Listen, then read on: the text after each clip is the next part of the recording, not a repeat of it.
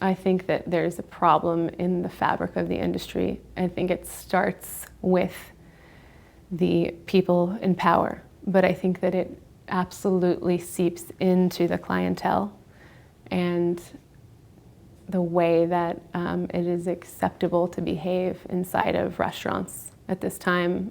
It's something that I think has been happening for a long time. I think we're long overdue to make changes. The behavior from management at the Spotted Pig and from some of the customers, that's not just unique to the Spotted Pig. Absolutely not. In fact, that's in restaurants all over the country. Yes. I don't think I'd be accurate if I said that it's happening at every restaurant.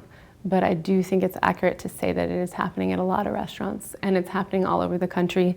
It happened at my very first job at a bar in the Midwest where I'm from.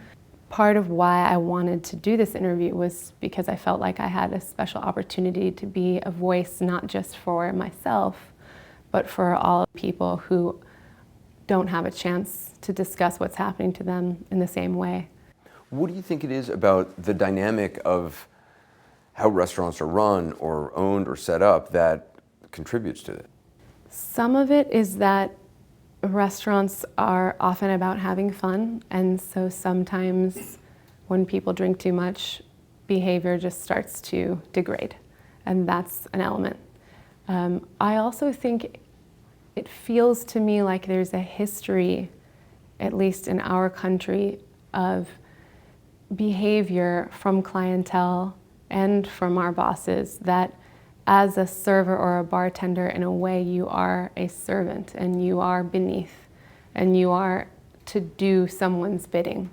And that is reflected in the way that people treat you and in the way that they talk to you. I guess I can't say for sure if women in particular have always been sexualized in this role, but in my experience, it feels like as a bartender, I was always sexualized by a certain percentage of largely men who came into the places that I worked at.